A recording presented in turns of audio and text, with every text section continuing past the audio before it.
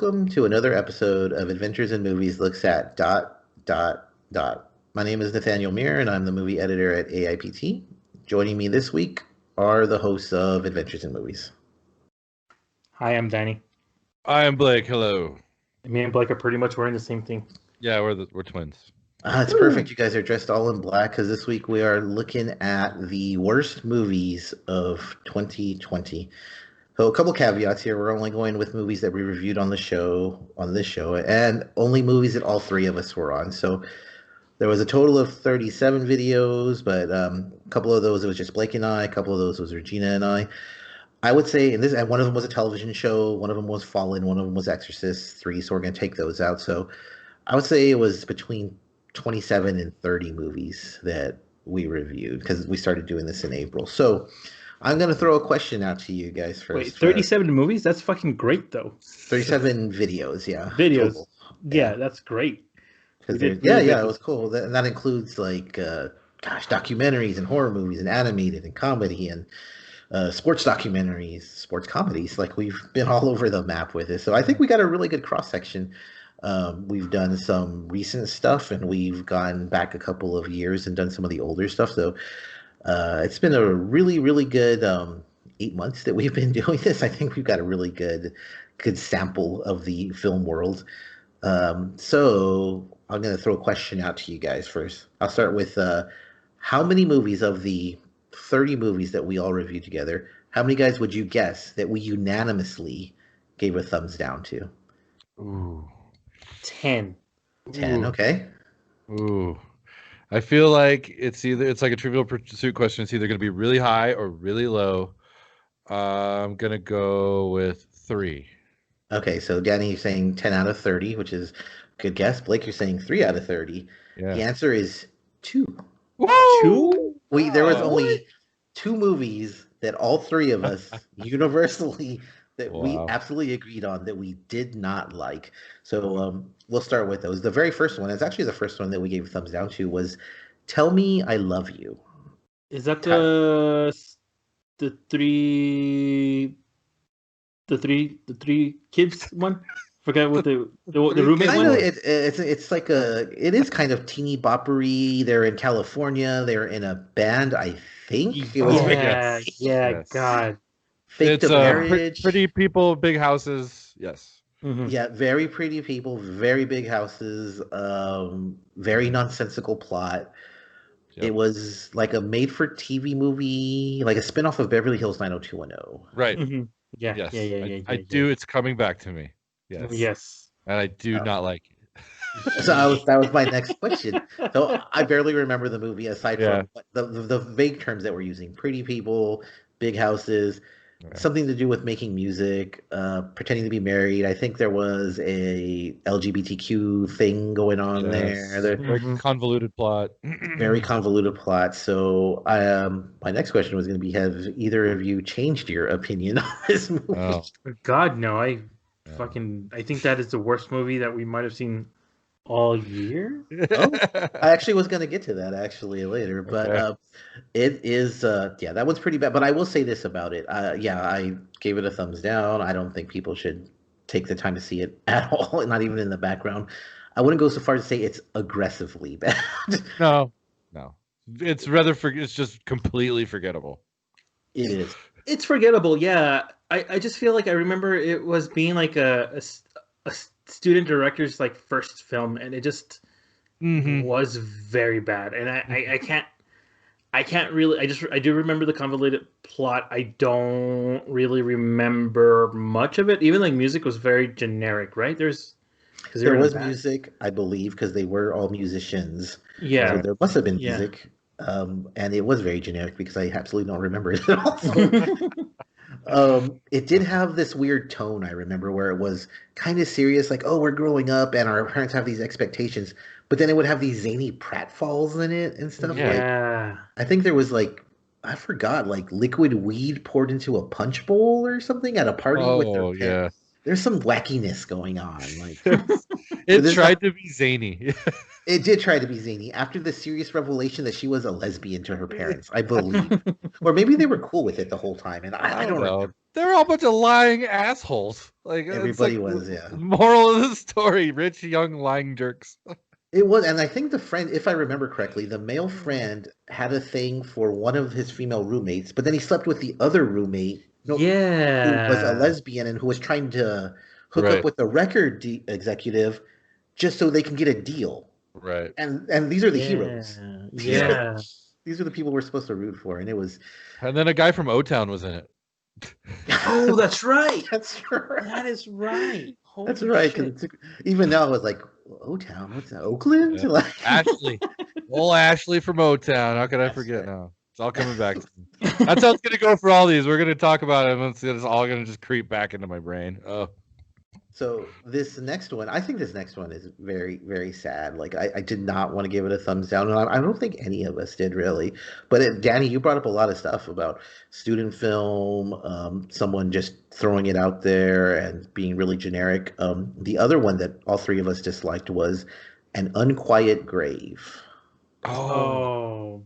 Okay. That was a horror film, right? Yeah, and this one, like, I think we do a really good job of. I think we support the indie film ecosystem. I think even when, like, Knuckle Dust, and it's not on the list, but Knuckle Dust was a movie that none of us had particularly kind things to say about it. But at the end, we were like, you know what, you guys should give this a try because it is different, kind of. Like, but this was a movie where I think Blake or Danny, one of you said that this is a movie that turns people off to indie horror. And I was like, this turns people off to movies in general. So that was they were trying to bring someone back to life, or they do. They swap out twins. Yes. Okay, and it was the darkest, and I don't mean in theme or tone. Literally, as if they didn't zero turn on lights. It needed lights, a light, like a shop light that you can buy at AutoZone for $12. They needed one of those, at least one. At least one of those. And they needed to. They needed some sort of story. Like the actual framework, I guess, isn't that bad, but man, like I don't know. I was insulted almost by it.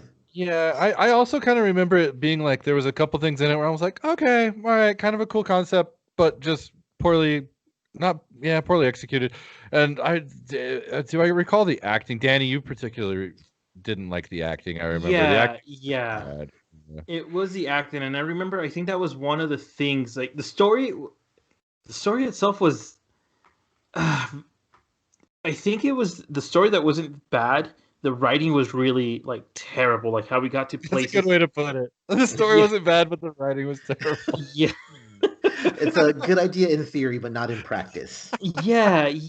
And I remember just like it was it was essentially just two actors.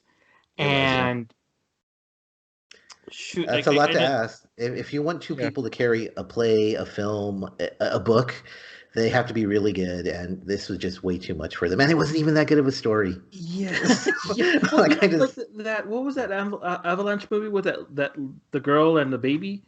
Centigrade. Yeah, she did really great, and there was two people throughout the whole movie.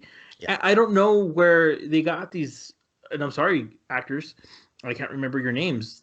Where they got them? Like, I feel like they got them like a discount bin or something, because it was like, whoa.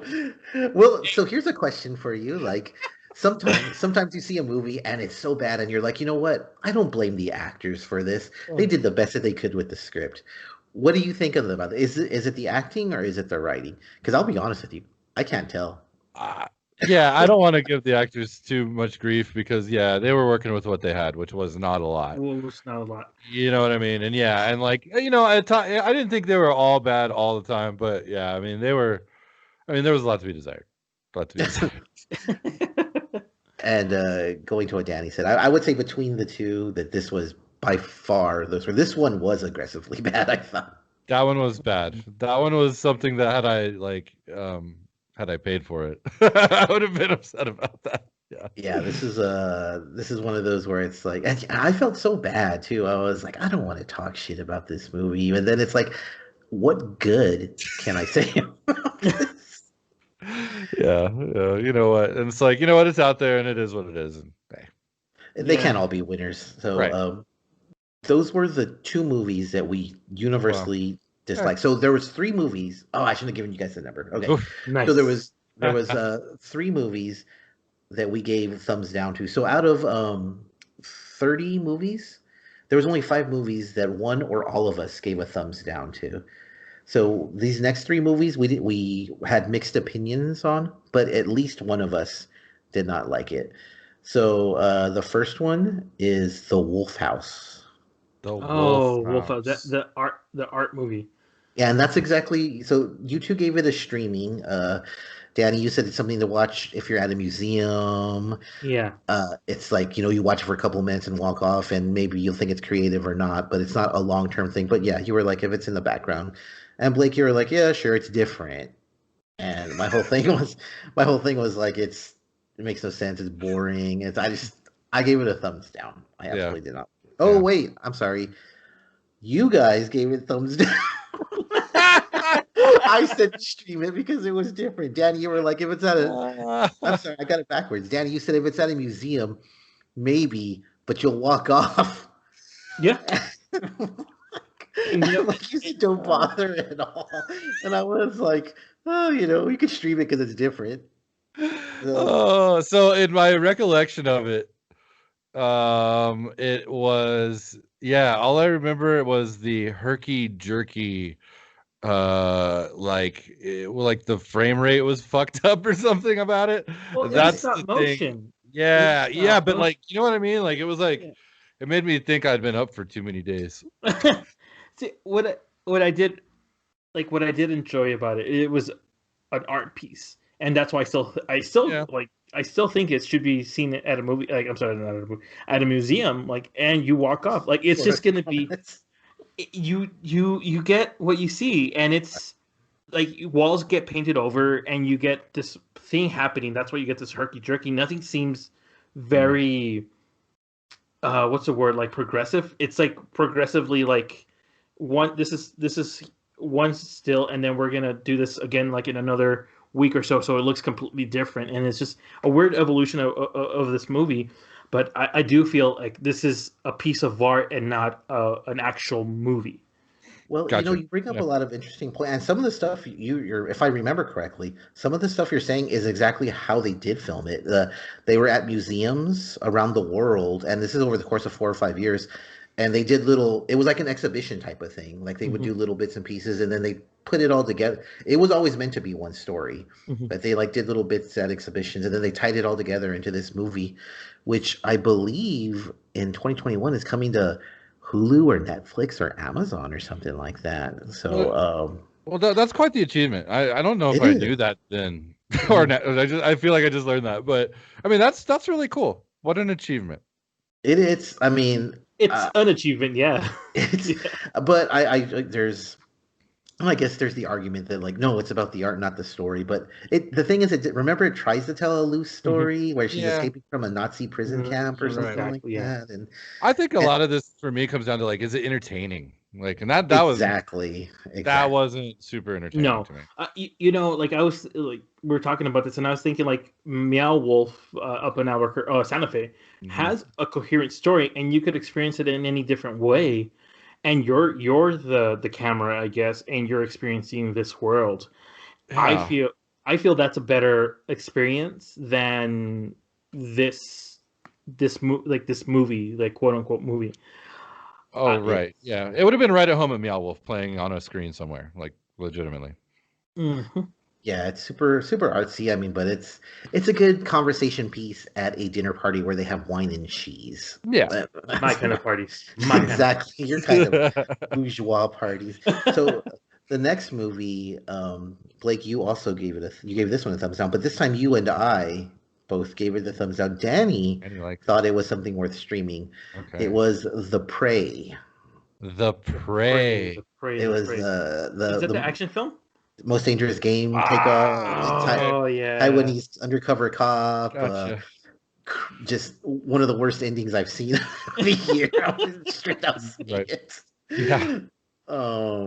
Oh, super generic. it doesn't even have an ending. It just kind of stops. It's just the credits roll. Like that's yeah. like Oh my they god. totally waste what seems to be a very talented martial artist. Like does nothing but shoot guns and throw knives, and Yep. not even cool. No cool lines. Like No. nothing. Weird. Nothing.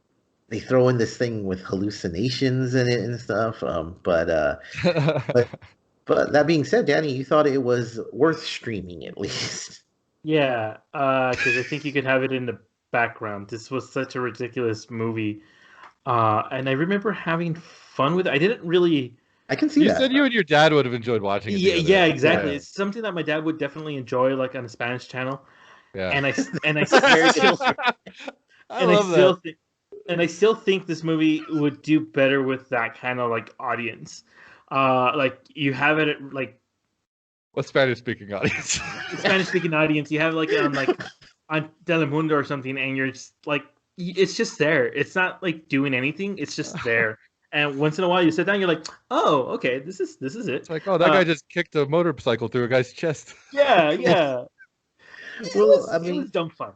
It's dumb. yeah, it was dumb fun. To your point, it's something it's not boring. I'll say that. I mean, it makes no sense. Like I wasn't entertained going to what Blake was saying about entertainment, but boring isn't a way to describe it. Yeah, so you're right. Like on some, on Telemundo in the background. Excuse me. Yes, Telemundo, exactly. I feel like with these movies that we're talking about, there's like a counter to it. Like there's Knuckle Dust, and I feel like as ridiculous as that movie was, I feel Knuckle Dust is a stronger film that you could watch like streaming or Absolutely. whatever than yeah. Prey. Completely agree. So the final movie I have, and actually this is from one of our very first episodes. I don't want to give too much away, but Blake and I think we really, really, really liked it. Butt Boy. There you go. And Danny Well, really, really, really. I knew Butt Boy wasn't in there. You Our know, very and first That was episode. our very first episode. you know, I still, my mind hasn't really changed so much on that. Like, I feel like it tried so hard, and I've talked about it once in a while with my girlfriend, and it doesn't do anything. Like, I think it makes me mad. Now that I have an Apple Watch, it tells me to breathe when I get really like mad at something, because my heart rate's going like really high. But no, I can't do Butt Boy at all. Like it's not my cup of tea, I think, and I feel like it did try to do it tried a little bit too hard. Like I like after going back to it like as well, like I do feel like there's some very cool set pieces, and I see where the movie inside of the guy's ass. Exactly. I fucking love that. It was good. Like, but I don't know. I don't think they should have played it straight. Yeah. And that's where I think that takes away all of that. At that point, it's just an Adam Sandler movie if they don't play it. So, has your opinion changed on it, Blake? You gave it a glowing review? Like, yeah. You know what? Maybe I was a little excited to be doing a video podcast for the first time. No, really? No. I actually, I have only watched it the one time. My recollection of it is just, I would recommend it again. I thought it was funny, and I thought it just, it played to some of my more, and we brought this up numerous times, like how it's like sometimes like it's really good to get to my base juvenile sense of humor. and sometimes. Yeah, and that one definitely did. And so, I'd love to. I should go watch that video again. I would. I like Butt Boy. I thought it was a lot of fun. I thought so too. Like I haven't watched it since that one time either. But sometimes it needs to. It's silly. I love that they played it straight. I thought that was so. I thought it was clever, dare I say, for a movie named Butt Boy. Well, the thing is, like, I don't think we've had a movie like Butt Boy in this like since we started. No. And I don't know what that says about us, but having like these daring movies, like that's what we do. Like we kind of like sit down and we're like, yeah, let's do this. What's funny is like we've been talking about the acting too. Like as stupid as that movie and that story is, the acting in it was actually really good. All the caricatures were big and overblown, and the main guy was really good. I think did he not write and direct it? Maybe he wrote and directed. Yeah, he was great. And now I'm thinking about it. Yeah, Hard-boiled detective was perfectly done. Greasy, awesome. Super greasy. Very well done. So those were. So I think that goes to show that we watch movies. We don't always shit on them. And next week you'll see what the ones that we liked a lot. That it's really that most movies kind of fall in just they're not. It's like a meal or it's satisfying. Yeah, it works, and nothing stands out. Very few things stand out one way or another. So, final question: not necessarily a movie that we've reviewed, but maybe it is. But what's the worst movie you've seen this year? Ooh, outside of, or maybe it is one of these. I don't know. Like, because the worst one I saw one a few weeks ago called Paint. It's set in Brooklyn. It's about young artists struggling to be painters in Brooklyn. So it's already super hipstery and pretentious. But early on, and this turned like I just couldn't enjoy the film the rest of the way. I'd say like 5 or 10 minutes in, there's this dude, the main dude, and he's complaining about his life. Like, I need to be edgier to find my inner artist. That way people will respect me. And I hate my life. And then the woman that he's sleeping with, who's married and rich, she tells him, you have a nice loft and your parents are rich. What are you complaining about? And he tells her, yeah, I have white people problems, but that's because I'm a white man. So I'm thinking like, oh, it's self-aware. It's going to be funny. I think it was justifying what the rest of the movie was going to be like, because it was just a series. Yeah, it was a series of entitled people. Like, this dude, to be dark, he decides like, I'm going to do a nude portrait of my mom. And so like the whole thing is like, okay, he learns that you don't have to be dark to be an artist. Mm-hmm. He doesn't learn that lesson. These paintings sell for money. Like, that's how it ends. There's no like retribution, epiphany, nothing. It's a whole movie of that, like privilege of what's the portrait of a young man as an artist? That's I call it privilege of a artist. An artist, yeah. Yeah. I just went through my list of the year so far, and I think Unquiet Grave might be the one that pops up the most. Like, everything else is kind of like. Unquiet Grave was really bad. I saw On the Rocks, Sofia Coppola on Apple, A24 movie, Rashida Jones, Bill Murray. It's what's the word? Tepid, lukewarm. Sure. Yeah. But I don't think it's the worst. I think Unquiet Grave is. That's my second one, actually. Paint is the first one. Yeah. You know what? I definitely have some stuff that I've hated this year, but I usually push that shit out of my brain so fast that it's hard to. But one thing that I'll tell you was super disappointing. When you're disappointed by a movie, I think that can make it really bad. And I would say Ghosts of War. I know I talked about it. I don't know if we talked about it on the show, but it's kind of like the American soldiers, World War II, stuck in a haunted Nazi house.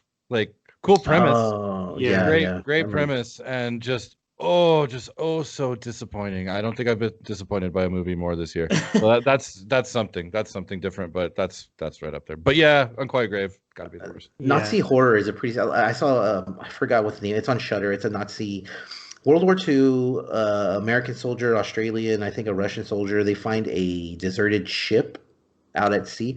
Nazi vampires. Oh, great! Hey, I liked it. Oh, I'm definitely watching that. The most disappointing movie for sure, not the worst. Yes, God, yes. Netflix. You didn't like that? No, no. I love that movie. No, it was really boring. Oh. And because you hyped it up, I was like, "Oh, this is gonna be fun." And I know it is. And then it wasn't there. So, next week we are going to talk about the best movies of 2020. So stay tuned for that and leave a comment. And who knows, we just may review it and talk about how much we hated it. We're gonna hate it so much. Oh, don't forget to like and subscribe. Adios, haters.